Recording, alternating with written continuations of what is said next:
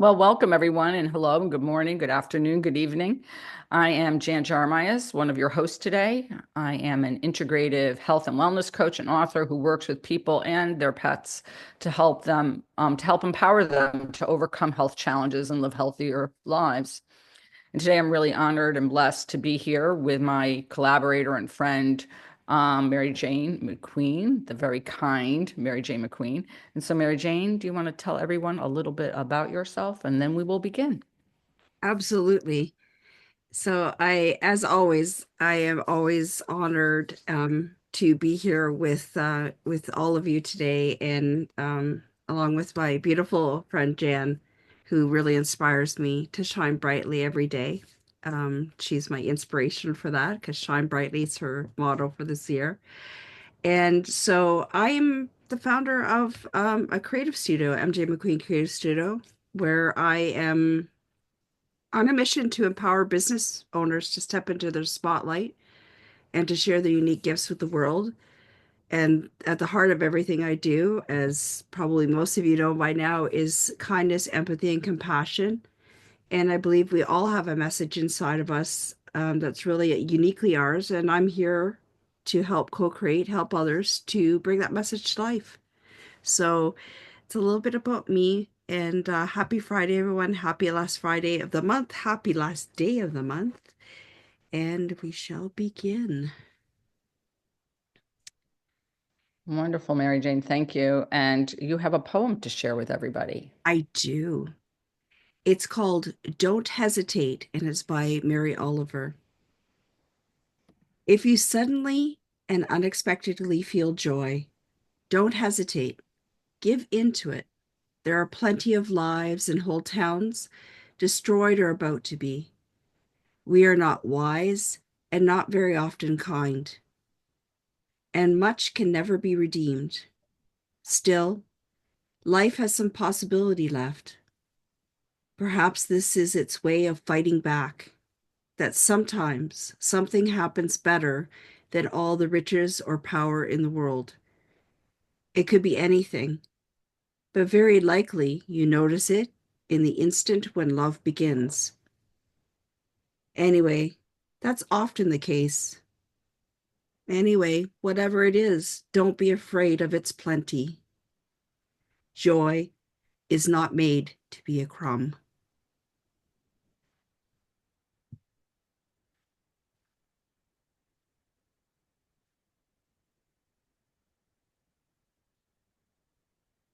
Such beautiful words of by Mary Oliver, and I just love that phrase that joy is not meant to be a crumb. I say it's meant to be a whole cake, so let's eat it. Thank you, Mary Jane. Yes, I love Mary Oliver. And I love this poem. So, welcome everyone to this space. Now, this is a space of open hearts and gratitude. In the busyness of life, we are often focused on what's next, chasing the goals, checking off the to-do lists or the to-do lists, always striving for more. But how often do we pause to truly see how far we've come? To celebrate not just the big milestones, not just the books we write, the degrees we achieve, the work promotions, a grand occasion, but the small, quiet moments that have shaped us along the way. Joy isn't just in the finish lines, it's in the steps along the way. It's in the unexpected laughter, the lessons we learn, the moments of resilience, and the quiet victories no one else sees. So today, we invite you to pause as we all shift our focus from where we are going to where we are right now, honoring the richness of our path and the beauty in the now. This is an invitation to release the pressure, quiet the inner critic, and recognize that your journey, exactly as it is something to celebrate. So let's come together in conversation, not just to reflect, but to truly embrace the joy of the present moment and how far we have all come, because you are already enough, and your path, just as it is worthy of honor. So let's begin. And so I love this idea of celebrating along the way.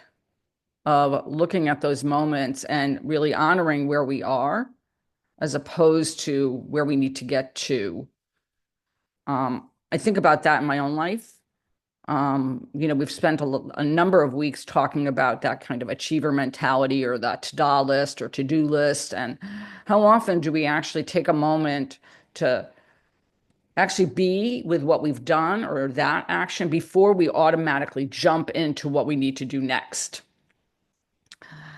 And celebrating those small little achievements versus, I think in my mind, I always did just that. I always thought about like, this isn't worthy of like celebrating. This is mundane. This isn't anything huge.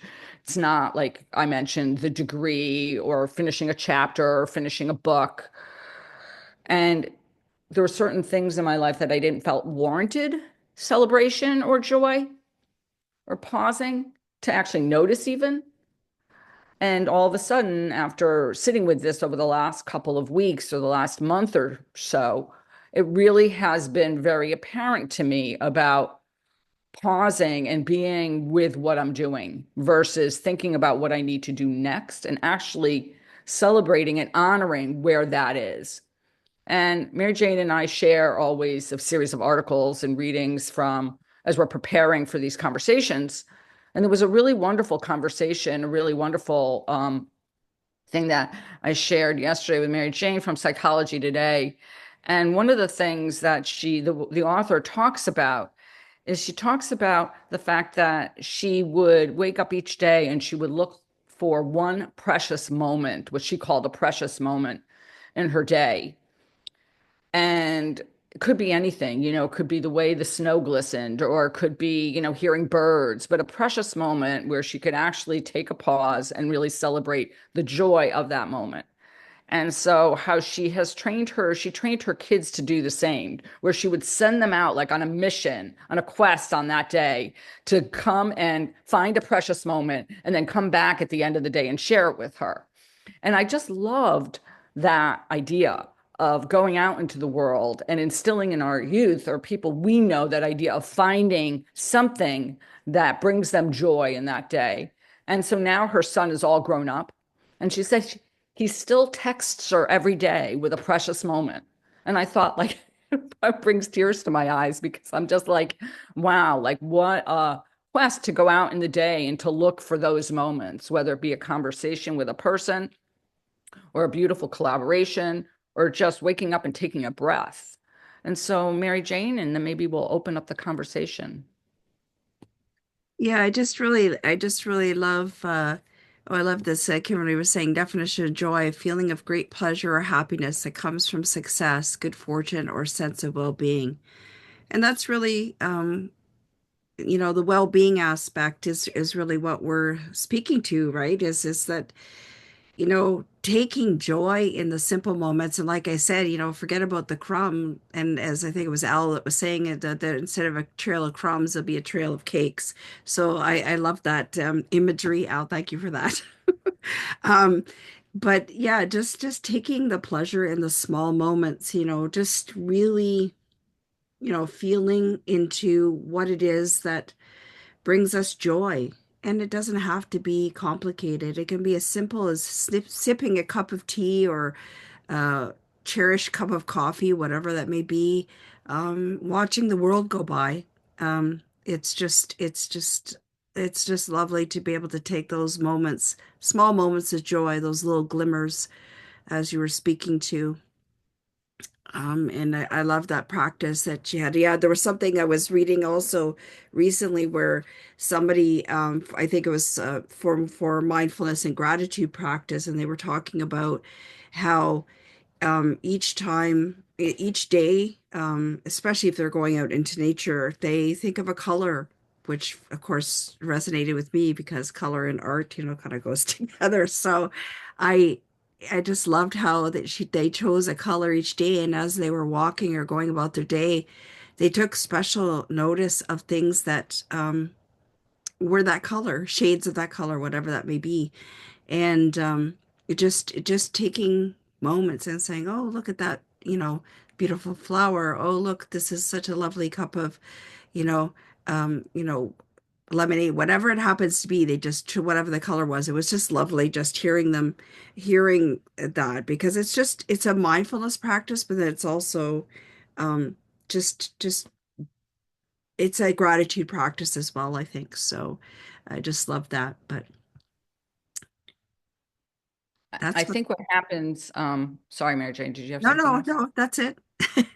Um, I think something else that helps is that when we are, we tend, be very task oriented or very like sort of that achievement or that to, if we get focused on that, we tend to zoom in a lot. It's kind of like we have a task at hand and we zoom in. And to gain perspective around something, sometimes we need to zoom out, and so an expansive practice like that color is to actually even look for the same color and all the different variations. Like I've been doing that a lot, where when I walk, let's say I look, especially because it's been a lot of snow here, I look for all the different shades of white or snow or gray on a walk. And then everything becomes like very big and very expansive. And when you are, let's say, focused, if you're so much in a tunnel, you need that expansive view that could be a tunnel on like something that's happening in your life where it feels like it's closing in on you and you need a little perspective, but it gives you this very broad and kind of open perspective. And that's also a mindfulness practice, but also in there's joy. It's like this feeling of like, to me, it's awe inspiring to sit there and look at the different shades of a color or to experience that and then to actually bring in all that the senses. And I think that that's really what becomes is not only the awareness of it, but the actually what I want to say almost embodiment of it, because that's what they find changes the actual neurochemistry is actually pausing and being able to experience it fully. So I was reading something about gratitude because you were talking about gratitude, and the woman was saying that there's one thing to say, okay, I'm grateful for this. And so she said she'll have people, her clients, do that.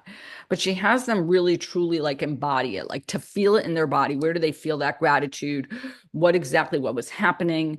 What happens with their breath? Take a moment to really acknowledge it. And she said, then it changes the neurochemistry in the brain, as opposed to just like, oh, I'm grateful for this. And it's words basically and you're not truly. And then she said, it's nice, but it really doesn't have that much of an impact. So it's not going to change someone and let's say get them out of a challenge or get them out of a down day if they're not experiencing it and it's just kind of superficial. Okay, Seamus. Yeah, thanks, guys, for the introduction and the topic. Yeah, as you were speaking, I've just been thinking about, and I was working with a client actually this week, and it reminds me of we automatically, I think, a lot of the time, I certainly did anyway, and maybe do to an extent still, and it's an ongoing practice, but discount our own perspective and devalue our own perspective, and like that we often, and again, my own previous experience. Often would end up at the end of a situation or conversation and then saying, if only I had said this, or if only I had done this. And we focus on the things we could have done after the fact.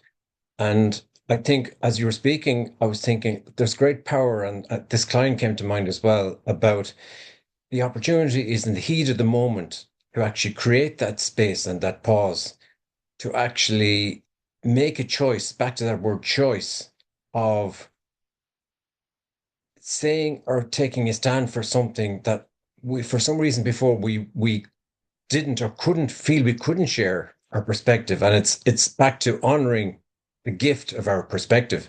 And this goes back to a conversation I had actually with Zara this week as well. We talked about perspective a little bit. And it's in that moment, I think in that space you were talking about, John, that we have the opportunity to deliberately make that choice of I'm not after this conversation is over, I'm not going into a cycle of regret. I'm actually going to now in this moment make a choice to share what I want to share. And the more we do that, it's an immediate reason to celebrate. Oh, I'm so glad I actually took that little split second to share what I want to share, to give the gift of my perspective, which I have discounted before and devalued. But now, the minute we practice creating that space and then share, it's like what you just mentioned. It's the liberation and feeling of that. It's not just words, it's actually much deeper than that. When we experience it's like joy, it's liberation. Ah, it's the release of I had the courage to take a position. And when that situation was over, it wasn't like before. I now actually convert the post thought into a gratitude and celebration rather than regret for what I didn't say. So I think there's so much power in the topic of what you're talking about, and I think it's something many people kind of could benefit from. I think of creating that space to really allow themselves to express with more deliberate decision around sharing and honoring their perspective and the gift that's in that rather than having doubt around it and then regretting later, you know? Seamus, I value so much what you're sharing. And I think that the other thing that happens when you pause is if you don't have the ability to, let's say, voice whatever you wanted to say, because let's say you're just not in that space, you don't have, you're not, you don't feel strong enough, you feel too, it just feels too vulnerable and scary. Is I think if you allow yourself that space, there's also that room for compassion. So then you have the space around that situation to understand why you didn't respond, for example, that wasn't the time, that the conversation was too heated, that you needed to kind of formulate what you wanted to say in a very kind of powerful but yet compassionate way or kind way. And so I think that pause allows you that space, the space to either respond with choice and, you know, clarity and confidence, or it allows you the compassion to sit there and say, it wasn't the right time for me now, and not go down that whole, well, how could I not say something? And, the whirlwind that we go through in our minds of like, being negative about ourselves or talking harshly to ourselves because we didn't have the ability at that moment. So I think it allows you that space, both for the choice and then the choice to be compassionate to yourself in certain circumstances and to say something in other circumstances.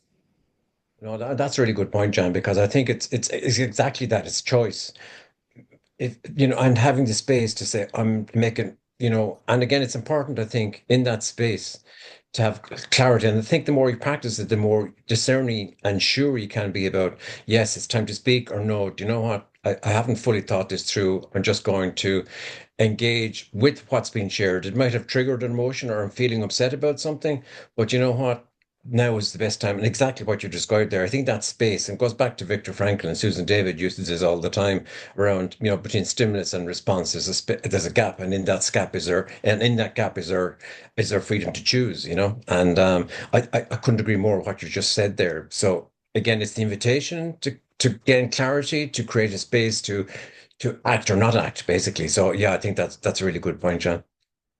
Oh, thank you, Seamus. Yeah, because I think of myself in like, I had a situation this week and I was not ready to, I think I was very taken aback in the conversation and I was kind of put on the spot. And I was like, well, I don't really have time right now to respond like I want to.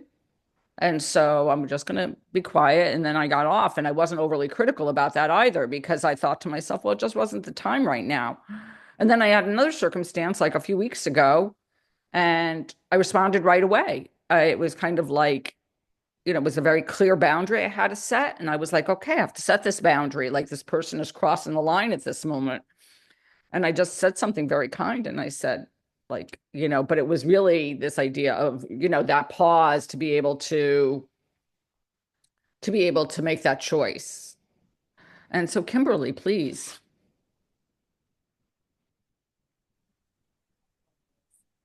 I love your space, Jan, Mary Jane. Like, we can't hear you, Kimberly. Can you hear me now? No, I can't. It's very low. Yeah, How about now? Sometimes it takes a moment. How about now? it's a little better. It's It'll still get, very low. There it is. is it better now? Yeah, it Oh, takes a minute. absolutely. Well, what I was saying is I really appreciate your space, Janet and Mary Jane. And I took a few notes just in the short time. And I just want to say, I think it was Seamus that just said, stimulus response, and in the middle of that is the freedom to choose. And I thought that was absolutely just just beautiful, especially if we're just still enough to reflect on the moment that we're experiencing. The other thing that really is coming up for me is this week, for those that are familiar with me and my work, I'm working with women in regards to their self-worth, and I had made a post this week. No one is you. That is your power, right? So no one is you. That you're unique, and that is your power. And the other thing that then I was reflecting on was a curious question, because I find that when we're asking ourselves curious questions, we really get to deepen our understanding of ourselves. And I was listening to some of the shares and I wrote, if that is where our power lies, why would we discount the moment? And it just led to, you know, those moments, and asking ourselves, where is it that we're discounting? Because just the word discount, right? In the sales and marketing world, that refers to lowering your price. But if you're priceless, right? If you're priceless and no one is you, and that is where your power is, why would you offer discounts? That really, that was really powerful. And the other share in regards to celebrating those wins, you know, just a handful of times this week,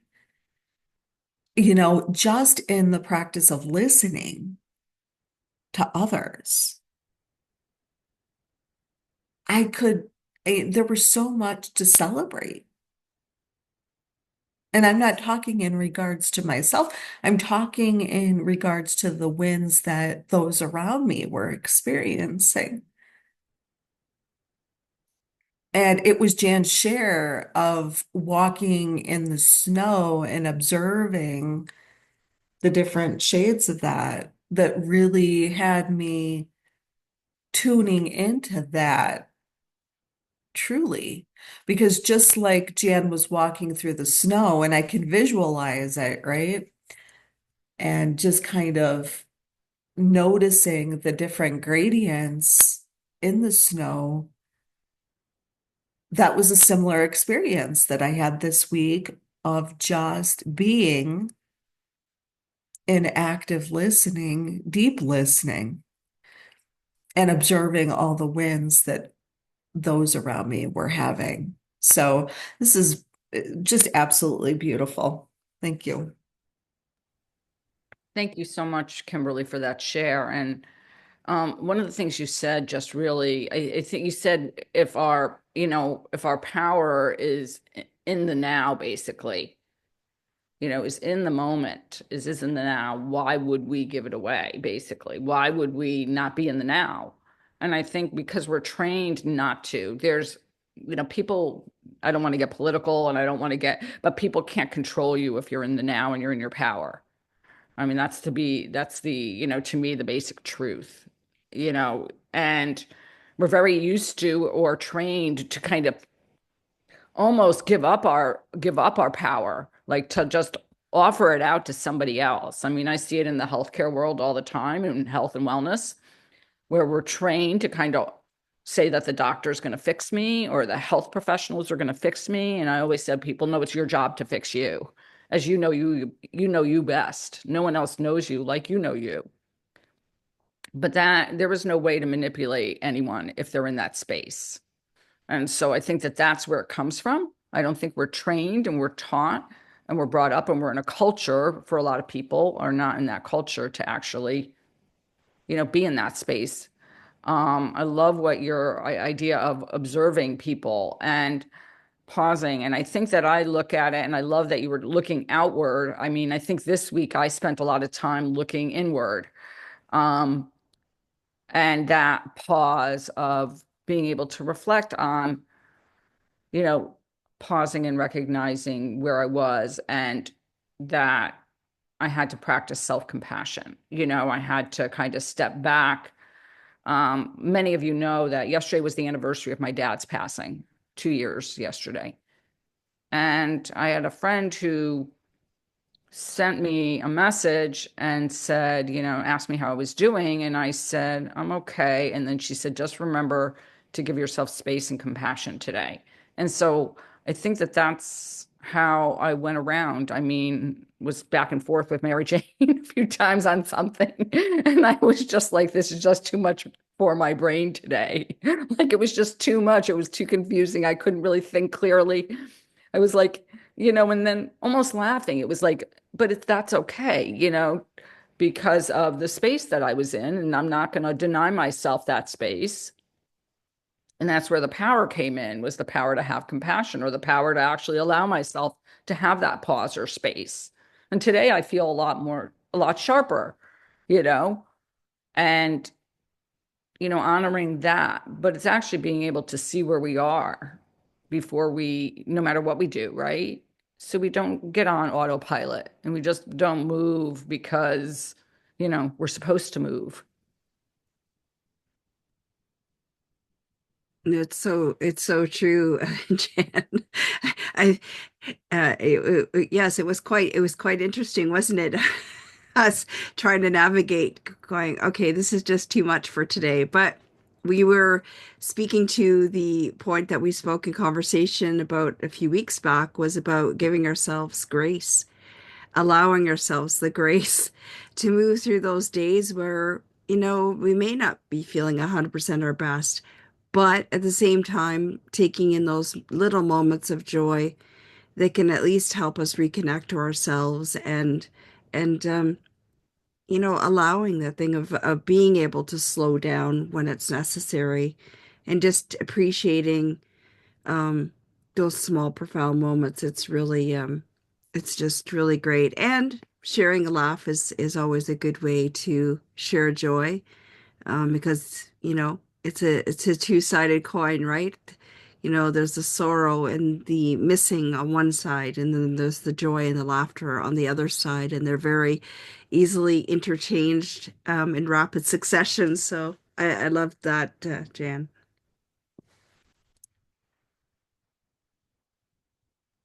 Oh, thank you. But it is so true, right? Is this idea of, you know, and then so if we have that within ourselves, if we find that power or that place of being present within ourselves, I think then we are so much more, present for other people. To Kimberly's point, is we can go into the conversation with someone else being truly present. We're grounded, we're present, and then we're more able to hear what they have to say. We've also established this really strong foundation. I think one of Seamus's favorite words, foundation, is we've established a really strong foundation. And so then when someone says something, maybe we feel a little bit less, you might say less triggered, or just even if we are, we can create a little space around that. We're not as judgmental. So we are much more open in a conversation, a dialogue, a discussion, to be able to hear what the other person is saying, to actually listen to what the other person is saying and not just hear words. Seamus?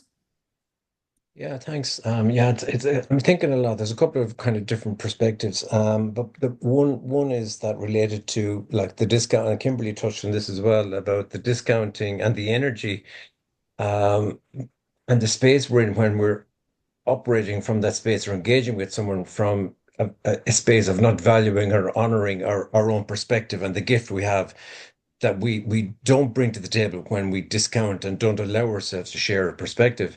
And it kind of ties into that whole idea of authority and autonomy. We're so conditioned into giving away our authority and not valuing our own opinion and perspective that I think there's an immediate payback on that when we actually are in that space and we notice and experience the shift of energy from, oh, I'm not going to say anything because I'm not sure and I doubt what I'm saying. And back to that foundation, we're on a very flimsy foundation. But then when you practice operating from a space of, here's a gift, I think I have a good input onto how I want to influence the dialogue or the situation I'm in. It's operating from a complete different energy of value, of honor, of allowing myself to gift from a very, very strong foundation. And I think that's the experiential element, I think, that will come out of creating that space to shift from a place of doubt into a place of confidence and a place of I matter and my I this opinion will help actually steer the conversation in a way that it wouldn't have emerged or gone or evolved to if I didn't have had the courage to notice notice that I'm operating from a very flimsy foundation. That is the opportunity. The heat of that moment is to practice shifting that energy into my opinion matters. And then, it might not come through very well on the first time you do it, but the more you do it, the more reinforcing it becomes and the more powerful it becomes, the more we practice, like, like the physical muscle, the emotional muscle, and it will simply transmit even before we say anything because people will just certainly face to face, people will notice the foundation that you're operating from. And I think that maybe is a key theme out of today's call is to make that conscious choice to regain your authority if you feel you're giving it away or you discount yourself. That might be a great practice out of today to be able to, really, like Kimberly said, I'm unique, my perspective is unique, and my perspective is unique, and there's value in my perspective, and it's a gift that will help steer a conversation or situation in a way that it wouldn't have happened if I didn't have that courage. Absolutely, Seamus. And one of the things you said, and that was to kind of like experiment with it, to play with it. And I think I really love that idea because it's the idea of, you say something, you might not say it as eloquently as you want, but you tried. And then the next time it'll be different. And then allowing yourself that opportunity to play with it at different points with different things. I was talking to somebody about health the other day, and they're kind of set in their ways and but they keep on getting sick. And I said, well, what would happen if you just kind of changed and saw, and just saw what happened? And I think I've always looked at my, health and wellness routine kind of like that. It's kind of like I play, it's like I'll try this, see what happens. In a few months, I'll reevaluate. I'll see how I feel. I'll do all the like that no one is you, that is your power. Like no one's me. And what do I feel? And where am I right now? And then if I need to tweak it, I tweak it. And then I move on. But it's a constant evolution, a constant, evolving into, more for, let's say it's a health thing for more optimum health or just of an optimum like pathway or journey into you know, moving forward with whatever it is. And maybe that's more empowerment.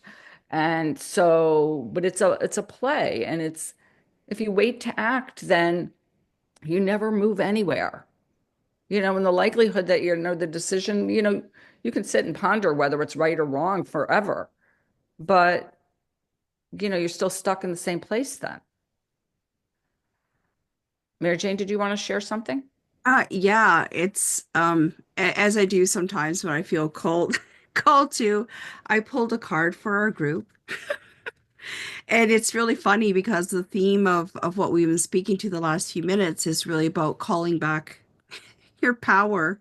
and feeling the joy in calling back the power. And of course, the card that pulled from the Raise Your Vibration deck was I call back my power. So it says, your power is your essence and light. It's the part of you that gives you the might to say yes when you want to say yes and no when you really mean no. It's the spark that gives you the confidence to express your talents and share your gifts. Throughout your life, there will have been moments when parts of your power have been stripped away from you, moments that have felt overwhelming, underwhelming, and emotionally draining. Moments when you've felt as though you've left a part of yourself behind. But your power is your power. It isn't something that can be taken away from you forever. After all, it's rightfully yours. On a spiritual level, fragments of your power are waiting to be recalled now. Today, the universe is encouraging you to take your power back into your own hands and heart. You aren't here to be a victim of unnecessary energies, people, or circumstances. It's time to get behind the wheel and take the lead in your own life. This is your time to rise. This is your time to shine. And this is your time to say yes to yourself. And the vibe of the day is I recall all the fragments of my power that have been left behind. So thank you for letting me share that. Zara, I think you have something you might want to add. Just going to chime in before Yeah. that. Zara goes. Um, that first of all, thank you for sharing the card, Mary Jane. So thank you. I always love when we draw a card from probably one of our favorite decks. At this point, who knows what's to come? Hint, hint. So it's really interesting because part of when we were all sharing over the past few things about that path and that experimentation and everything is just to, celebrate the like it brings in that word joy and celebrating the journey and taking a moment to acknowledge where you are, the fact that you did try and celebrate that, as opposed to, staying in the same place and not moving anywhere. So that power is really the journey is the power, right? The journey itself is the power. So, Zara, Hi guys, can you hear me? Because my microphone says it's a bit dodgy. Can you hear me? yeah, we can hear you. Oh, brilliant. Okay. So on the note of energy and balancing ourselves and trying out different things, Jan, as you were speaking earlier, um, I wanted to ask you, have I shared the 1, 2, 3, 4 tool with you guys yet or not? Does that ring a bell? Does not ring a bell with me Okay. anyway. Okay. So this was something I was introduced by Melanie Ross, who used to work for this guy in Disneyland, Florida. And what they used to do is every day before going into a meeting, he'd get the team to put the numbers on the board. And so, how do you feel about yourself when you wake up in the morning, or how do you feel about your energy level right now, basically? Okay. And then you tend to do it about people like friends and family. How do you feel about your friends and family? Then the next area is how do you feel about your colleagues and the people you're interacting with on a daily basis? And then the final box is how do you feel about yourself? Okay. And the purpose of this is for us to go, okay, what's bothering me? Like, was it something I ate? Was it something I did? Was it someone I talked to? And when we monitor this over time, we get to see whether the interactions we're having with people are positive or negative, whether we need to, I don't know, I don't want to say apologize, but get back to somebody and just have that discussion or adapt the diet a little bit. If something like I ate at lunchtime has suddenly made me tired, like why? So I tend to do this 3 times a day. And I have got a video of me explaining this with like the whole boxy thing. So I don't know if anybody wants that. I'm quite happy to share that with you guys. I'll have to go look for it, by the way. It's somewhere on my YouTube channel. Feel free to share it maybe in the comments section of of the event, Zara. Um, yeah, just place it there and whenever you have it, and then that way everybody who wants to view it has the freedom to do so, Hmm. Yeah, sure. and the choice to do so. So yeah, feel free to do that. And thank you for sharing that. I That's all mean, right. And thanks for holding this space and allowing me to share it. Yeah. yeah, no, of course. And so I think that some of what, is that experimentation, is that playing with, um, you know, stepping into your power, of circumstances where, and communities and people that allow you to do such. And in preparation for this, one of the reminds me of what you said, Zara, what you shared was one of the articles that Mary Jane and I shared, and that was um, this idea this woman would get up and throughout her day she realized that she was like not very happy in where she was, and she would get up during the day and for everything that she did she would literally say to herself, as like, it wasn't like, I don't think she used the word joy, but it was much more like, is this a yes, like a yes, like I feel like this is right for me, a true yes, versus is this a no, and starting to navigate her day around more yeses than nos. And so basically, it was playing throughout her day of like, okay, I'm supposed to do this. Is this a yes or is this a no?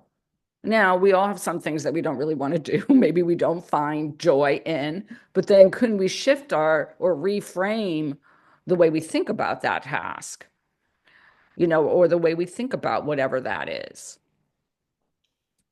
and find the joy in whatever that is, as opposed to, or at least if it's not joy, but maybe it's satisfaction is a better word. Darlene, did you want to share something? Yeah, sorry, I was trying to raise my hand and I couldn't get to it.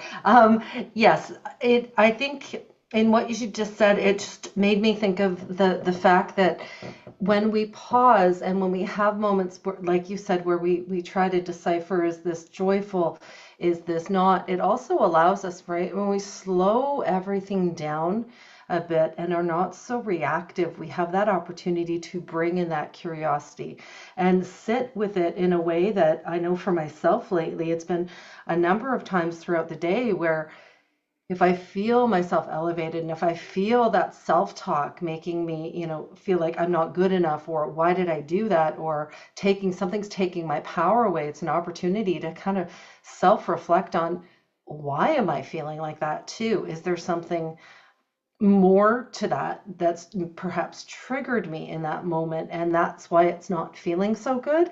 So really allowing myself to reconnect with myself, but most importantly, it's giving myself this space to do that. So exactly what you said at the beginning, Jan, the not, we're moving so quickly and not being able to celebrate those little accomplishments. I heard somebody the other day on social media say there are many people in this world that are doing tremendously big things, monumental things. They're moving mountains, they're shaking the world up in a good way, positive way. But we can't negate all those little things. In a beach, there's always the big rocks, but there's always the pebbles in the sand, and the pebbles in the sand are just as important as the bigger rocks. It's all in that ecosystem that makes it all one. So why do we not allow ourselves to celebrate those small moments? We often see on social media, right, those posts that say, hey, if you got up today, let's celebrate that because today is a hard day, right? So that in that slowing down, in that even saying the word pause, that's quite often what I will do. I'll just, Darlene, pause. And just even in that pause, allowing that grace to bring because it brings to light something different that had I not have, I probably would have missed it when continued on that roller coaster of, okay, the next thing, the next thing, the next thing, and then going down that spiral of, oh, I'm not good enough, I didn't do enough today, oh, why did I say that, and second guessing, right? And allowing yourself the grace that perhaps if it wasn't a day that was the best day that you anticipated, there are still things in the day that have allowed me to take my power back and stand in my power and put up my boundaries when it's too much. So, yeah. Thank you so much, Darlene, and shared so beautifully. I really loved what you shared. And I think that so much of it really resonated with me because when Mary Jane and I were getting on today, that article that I shared, and I can pop the link for the Psychology Today article in the comment section, where she said she would go out and look for precious moments, just reminded me because I don't think it's not like we don't have them. We all have them. We all have like a moment, let's say, where we, um, see the snow when it's glistening. And we're like, oh, okay. But how often do we label it? And I'm not saying label it in a bad way, but I think that sometimes labeling like that, like, oh my gosh, that was a precious moment. That was like whatever you want to label it or call it. It just brings our awareness and our attention there. So it kind of becomes more powerful to me. So yesterday, even with everything that I was going through, I had that in the back of my mind because I had read the article like, a week or so ago. And I was sharing with Mary Jane that, I had to go to the store and I had this lovely conversation with the woman who was checking me out about her dogs. And I said, and that was a precious moment or whatever you want to call it. So even in the hardship of that day for me, I still have those moments. And I think we start to train ourselves like, this beautiful author did for this article, where we start to look for those positive moments. Like we go out in the day and it's almost like an adventure of like, okay, where will I find a precious moment today? Or however, like I said, you want to call it, but you start to train yourself to look for it. And I think it is something like Seamus mentioned, like a muscle you can like build so that we're not, because we are kind of predisposed as human beings to always think about the negative, that negative bias. So this kind of shifts us out of that negative bias to look for the positive. And Seamus? Yeah, it was just another thought coming to mind around the tension, like boundaries has come up a couple of times as well in the conversation today, and the tension with honoring, and reminds me of Brené Brown's famous quote. I think I've often mentioned it before, either here or other places, like clear boundaries are kind, unclear boundaries are unkind. So it's great to have that clarity from a strong foundation, let's say, to know what your boundaries are. But the opposite side of that, I was recently in a group meeting where there was a conflict had arisen, and what happened and what ensued then, and what I've been thinking about the last couple of days actually, and it kind of fits into the conversation right now, is yes, the power and the benefit of having firm and clear boundaries. We know where we're coming from. We're operating from, like Jan, before we there was a podcast, operating from a place and from a heart that's prepared for anything, from honoring ourselves and being prepared to honor others. But when I was thinking about this, there's a tension then, though, that comes with this, that when we have firm boundaries, how prepared are we or how flexible are we to be when we're operating within the domains of those boundaries, to be open to the perspectives of other people. And I kind of really had to think about this long and hard, and still am thinking about it long and hard. Like where does the boundary end and where does the opening for another person's perspective come in? So that our boundaries are firm, like the boundaries in a cell. There's these in the human body, in the cell, there's these things called receptors, and they're the channels through which we allow proteins and so on to flow and exchange between one cell and another. And it's great to have those very clearly defined receptors. And I think it's the same for human interaction. When we operate from clear boundaries, we've got very clear channels of what's acceptable and what's not acceptable.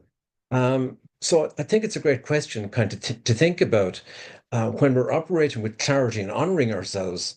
How well are we prepared to honor the perspectives of others and their boundaries as well? And I think there's an opportunity in that maybe for that to be processed from situation to situation, from the space that we're talking about here, and being in a space to notice and honor our own boundaries, and then to notice and honor the boundaries and the perspective of the other person.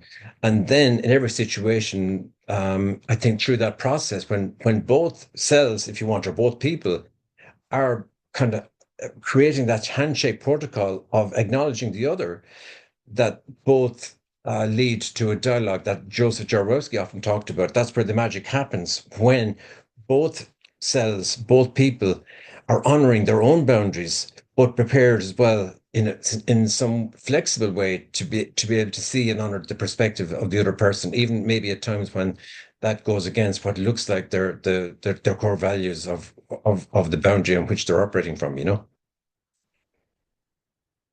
Absolutely, Seamus. And one of the things as you were talking, so first of all, the thing that comes to mind is having gone to school in England is mind the gap. So that was just like something that could like popped into my head when you're standing on the underground is like mind the gap. And it's just this feeling of like, I think about that when I think that, you have to determine like setting up those boundaries and when you set up those boundaries. And you taught me this, Seamus, is like when you say no to somebody else, you're saying yes to yourself. And I still remember that. Thank you. So you have to realize that. And also I think sometimes if you're in a situation with someone who, let's say, you do have to set up clear boundaries, or you're actually being very open to listening to whatever their position or what they're saying, and you don't want to be closed off, is finding some element of common ground, finding something that you both, I mean, I always come in with personal situations, that's what I speak to. So a lot of my wisdom, I'll call it wisdom, I guess I can call it wisdom, comes from my family situation. And so, I may not agree with certain members of my family around certain things, but there is one common thing amongst that. And that is, if it's siblings, it's a love for my parents. And that's the common ground. And I think sometimes when the common ground is the same, we're a little bit more open to hearing um, about whatever that person's view is. And so it's just sometimes not. And like you said, I think that it has to do with you have to evaluate every situation is going to be different, or many situations are not going to be the same. Depends on the people involved, depends on the topic. It depends how passionate you are about that topic.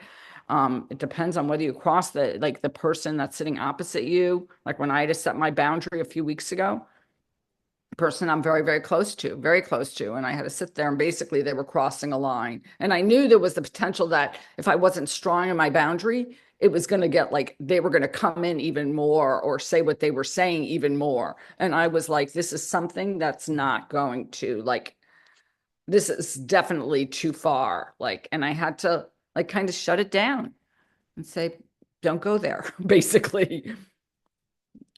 That's a non-negotiable, basically, Yeah, for I think me. we've got to pick our yeah, I think we've got to pick our battles, kind of, John. I think that comes through the space. Like when you're in a situation, you're noticing the emotion, you're noticing what the situation is leading to some sense of discomfort. That's your opportunity. There's the stimulus, and there's the space, and there's the response. And I think that's going back to how we began the conversation today. That's the power of the gap. It gives you that space to kind of honor yourself, process, and honor the other person and find that common ground, I think. And I think that's again another kind of great example of the power of the space and deliberately utilizing and taking that breath or whatever it is to give you that split second of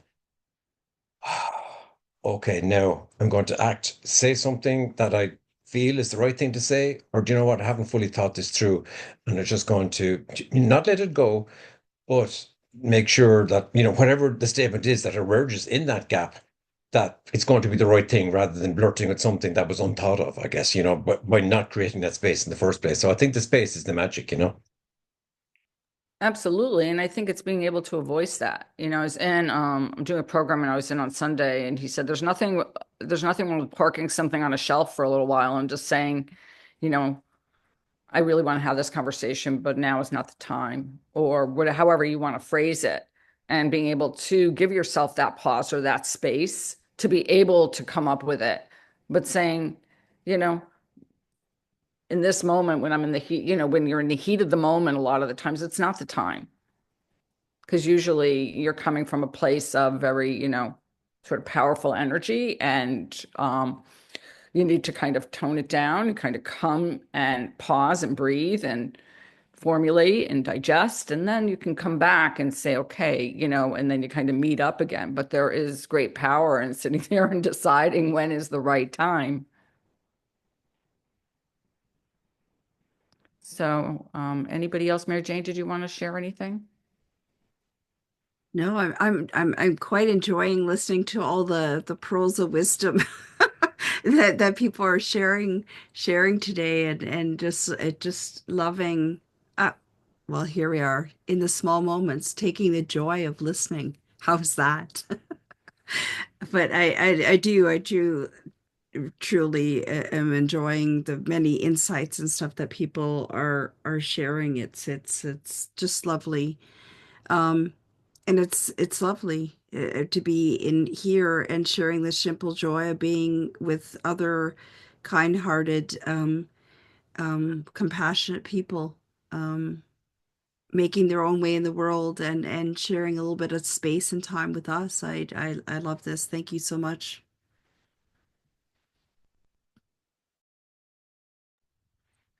Zara, you had something to add, perhaps? Yeah, I wanted to ask people's opinion really about pushy DMs. I don't know if you know what I mean by that. So you get somebody coming to you and they're like, I need your help. I need your help about this. I need your help about that. Do this for me. Do this for me. And it's like, it doesn't stop. Okay. And then you sort them out eventually, 100 million deep breaths. And you're kind of getting on with your own work. And suddenly they pop up and they're like, um, follow this, do that. And it's order after order. Okay. And then I ask them questions. And I'm like, actually, I'm doing this. And he goes, go and ask my business partner. They will answer you your question. I'm like, I'm asking you, like, you just put this topic on me, right? You want to have a conversation? I'd like to hear your opinion as opposed to this random link you've just sent me. And they'll be like, I'm really busy right now. Like, what do you do with people like this? What do you do with people like this? Kimberly's got a hand up. I don't know if anybody wants to answer my question. Darlene, I don't have the full context, but from what I can glean from what you're saying is, um, it reminds me of earlier times in my entrepreneurial journey when there are others that are trying to figure things out. So that's one bucket. They're trying to figure things out, and so they come across very sales-like and very with they come forward or present themselves with a very pushy energy. And I just sit back. That's what I love about the observer's chair is, you can sit back and you could see kind of what's happening. The other bucket that comes up for me is the invitation to do reflection. You know, when I get those invitations, which I tend not to get quite as many invitations like that anymore. For me in my own personal journey, because I can only speak for myself, it's been about my particular energy, right? I may not necessarily be doing anything necessarily to engage that person, but it's my energy that is attracting because we're energy beings and our energy attracts certain experiences, certain people. And then another bucket is a lot of times when we are kind, when we are in the healing slash helping fields, there are those human beings that are attracted to us that don't necessarily have the best of intention.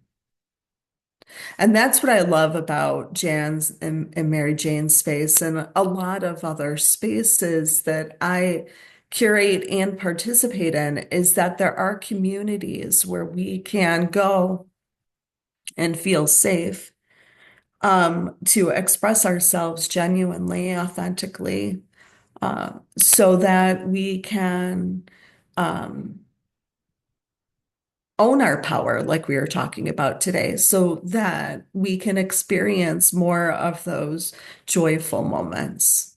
But that's really kind of how I see that.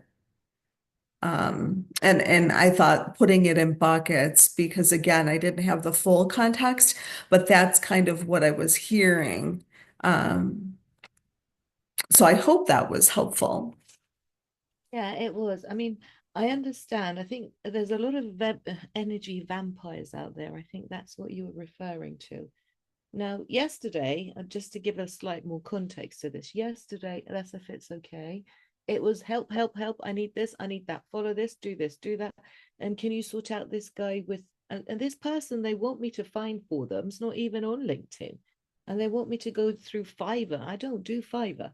Anyways, today, out of the blue, I get this weird message. And again, it's a YouTube link. And I don't know whether he wants to start a conversation, whether he wants me to follow this thing. And in the end, I asked him a question and he comes back to me and he goes, go and ask her. That's my business partner. And I said, okay, if she's your business partner, why don't you go and ask her for help? Like, why are you coming to me all the time? That's kind of how I threw it back at him. And then in the end, he comes back and he goes, I'm a little bit busy right now. And I thought, okay, if that makes you happy, right? If that makes you happy, I'm Ty. I'm Ty, busy most of the time. So that's kind of how I've handled him. He's gone away now, but I was just wondering if anybody else experiences things like that, just because we were talking about boundaries. Yeah, this is something that's been going on in the background while I'm in this meeting, just to give you an idea. It happens, they do come at us. Well, I think maybe we have a conversation in the next coming weeks. Maybe we can talk about boundaries and kind boundaries and things like that and go into a little bit more um, depth about doing that. Because I think it is a really important and valuable skill to cultivate within ourselves. I mean, I know certain things, and I think it's learning like, kind of what about it triggers us, whether it's, our own lack of the ability, like the exact, like it's almost like we get upset with ourselves because we haven't set clear boundaries and then we're overwhelmed, and that we have the power to set boundaries or to set things up. Um, it was like when I get overwhelmed and then, with my schedule and then realized all of a sudden one day I woke up and I said to myself, oh my gosh, but I make my own schedule. Like, so I can create buffers around how many, but it's all of a sudden, sometimes we don't even realize that the power is within us, to back to Kimberly's words, so it's determining those boundaries and then so that we're clear for ourselves what they mean and what they are, and then realizing that we have the power to do that, so maybe we have a conversation around that in the next coming weeks. That might be useful for everybody and helpful, and you know Okay, so thank you. go ahead, Zara. No, I said thank you, Jan. Yeah, that would be very helpful. I mean, I tend to do unconscious confrontation. That's how I handled this guy right now. And these are a lot of people from my first round. And for some reason, that reputation still supersedes me. I'm constantly putting him back in his place, but he's almost like a rubber band. He keeps coming back again. So and he'll come back under a different account. So I'd just rather handle him every time he pops up. Luckily, I don't have many like that. But my first round, I experienced a terrible influx of those types, and it was a nightmare. And I did get extremely overwhelmed. So yeah, I think it would be very helpful to, yeah, just have a discussion and some tools that maybe we can help each other. Absolutely. No, I love that idea of helping each other. That's why we're all here, right? So, Mary Jane, should we move into the meditation? I think this is a good opportunity for sure. Okay, great. So find a comfortable position, allowing your body to relax. Relax your shoulders and let them soften. Let your hands gently rest, even open and close them a few times and then let them gently be. Close your eyes if that feels right for you, or soften your gaze. And as you settle in, notice this present moment. There's nothing to do, nowhere to be, just the space, the breath, the moment of stillness. So look at this next practice we will do as a journey. Notice 5 things that you feel in your body right now. Could be the way, what parts of your body touch the surface you're sitting on. It could be the way your breath is coming in and out and you feel that expansion. It could be tingling or pulsations that you feel.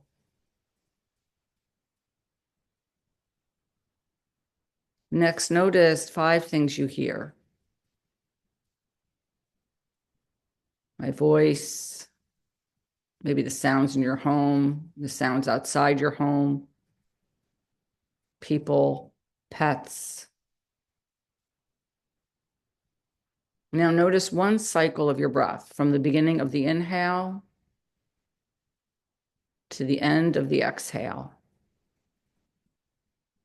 This process is a journey. Again, go back to 5 physical sensations. And if you can't find 5, don't attach to that.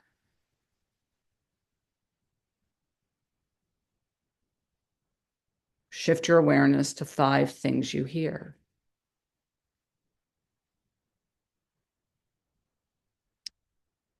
And then one cycle of breath.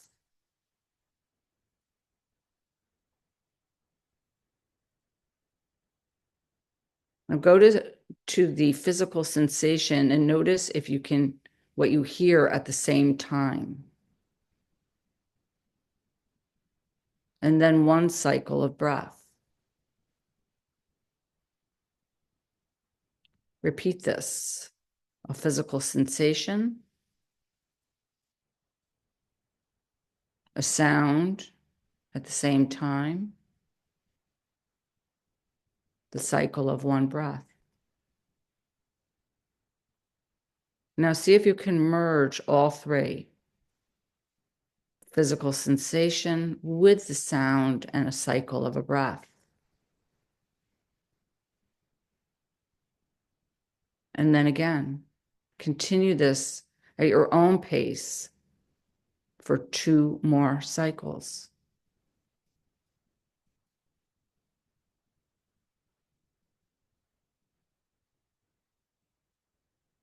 Now sit with this experience, feeling the effects, finding some aspect of joy in the present moment.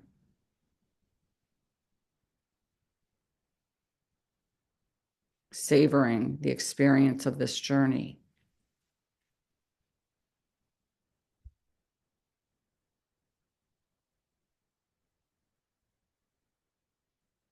For a moment, bring into your mind the journey that you are on right now, the path that brought you here today, the twists, the turns, the highs and lows, the unexpected detours. Each experience has shaped you, strengthened you, taught you. Without judgment, simply acknowledge how far you've come. Every challenge, every step, every moment of resilience that has carried you forward. Can you honor that path just as it is?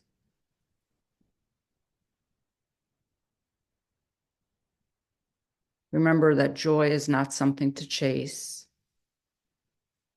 It is something to notice, something to embrace in the now.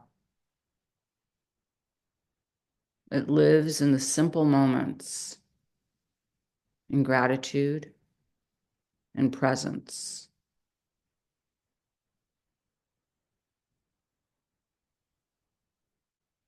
As you sit here, gently ask yourself, where do I feel joy in my life right now? It may be a small, fleeting moment, a kind word, a warm cup of tea, a shared smile. Let yourself feel it. If it feels distant, that's okay. Simply notice the glimmers, the tiny sparks of warmth and ease. Even in difficult times, there are moments of light.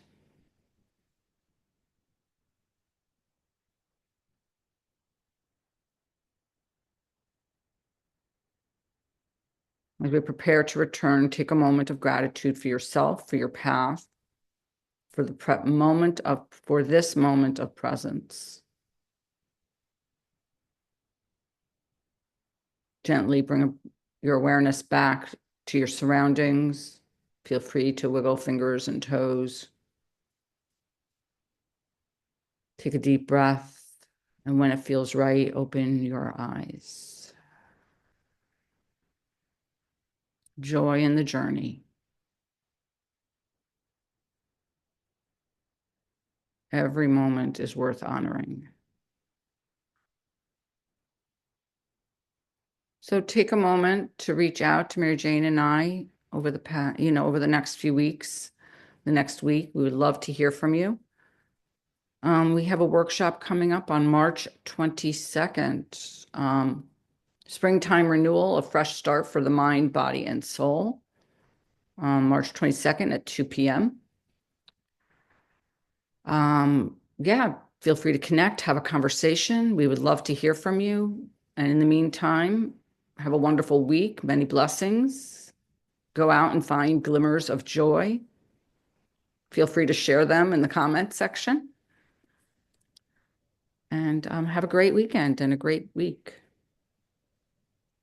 Thank you, everyone, for bringing joy into our space, and have a blessed weekend. Enjoy. Thanks, All guys. right, to Thank yeah, you, Al. Thanks. Thanks, yeah, everybody. yeah, bye Thank bye. you. Thank you, Jane Mary. Thank you.